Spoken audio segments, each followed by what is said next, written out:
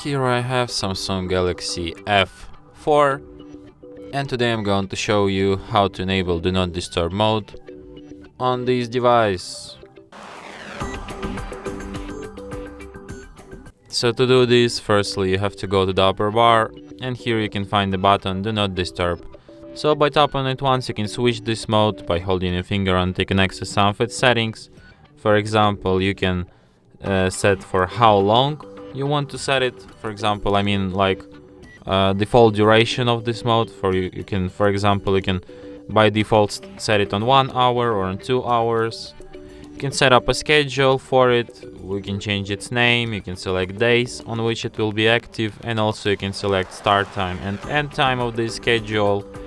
You can allow exceptions to this mode. It could be calls, messages, it could be alarms, media sounds, touch sounds, calendar, events, and also reminders.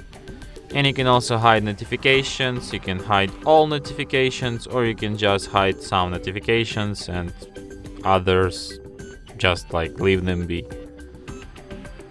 So yeah, and that's it. Thanks for watching. If you find this tutorial useful, don't forget to hit that like button and subscribe to our channel.